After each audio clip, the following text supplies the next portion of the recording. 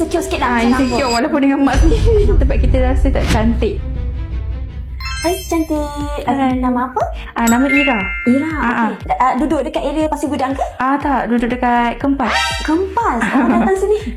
Tahu kita punya salon daripada mana? Daripada TikTok. So datang hari ni untuk masalah apa? Masalah rambut gugur and botak. Paling teruk dekat sebelah kanan. Kebanyakannya belah kanan lah. Kalau belah kiri masih okey lagi sikit lah. Okey, dekat bahagian depan ke? Dekat depan ni. Bahagian depan. Sebenarnya dah lama daripada tahun lepas lagi rambut gugur tu.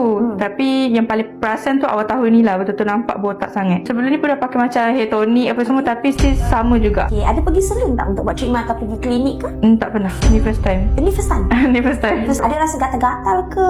Atau ada kelimumur ke apa semua ada? Before this memang masalah paling teruk ialah kelimumur. Botak tak ada. Tapi lepas dah kelimumur tu dah okey, botak pula. So sekarang ni kita akan scan dululah. Boleh? So kita dah siap scan tadi. Tadi awak cakap bahagian belah kanan ni agak serius sikit kan? Okay, tadi kita dah tengok memang agak sedikit serius lah. Okay, yang awak perasan yang kuning-kuning ni kan? Ini adalah tersumbat. Dia daripada minyak, sel kulit mati. Dia sumbat awak punya follicle tu. So orang kata sejak you ada masalah ni, ada efek tak pada you punya confidence diri ke? Ada. Kalau contoh kalau kat rumah tu, walaupun dengan mak sekalipun, memang kita rasa macam malunya nak ikat rambut ke apa. Kadang dia kata ikatlah rambut gini ni tapi sebab kita rasa macam diri tu tak cantik. So you akan always rasa macam rasa insecure sikit lah. Insecure walaupun dengan mak sendiri. So apa yang kita akan buat hari ni, treatment ni? Okay, I akan suggest 2 treatment. So 2 treatment. Yang pertama ni adalah treatment basic. Basic ni yang untuk buang minyak, buang sel kulit mati, buang keratin. Yang kedua ni kita panggil Exoregen Revival Therapy. Kita akan bagi awak 2 treatment ni. So saya harap awak boleh enjoy.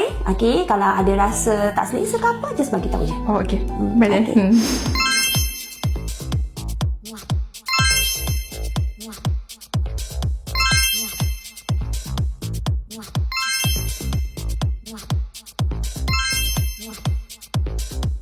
Nak tanya awak dulu feedback. Awak rasa kita punya treatment macam mana?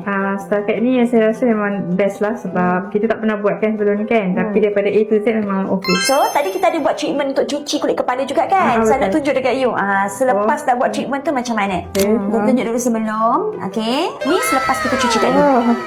So dia punya yang tersumbat semua tu dia dah clear dah. Yang ni yang awak nampak ni dia minyak dah tak ada. So dia nampak air berkilauan macam tu. Tapi of course lah, dia tak akan bersih 100%. Sebab tu treatment ni kena sentiasa maintain. Cuba awak teka dekat salon kita ni, treatment Exozome yang sama harga berapa? RM1,000 lebih. So treatment tadi yang Exozome kita tu harga dia RM599 saja. Uish, murah. Ya. Sebab macam saya cakap tadi, ambil direct dengan kilang, bukan supplier.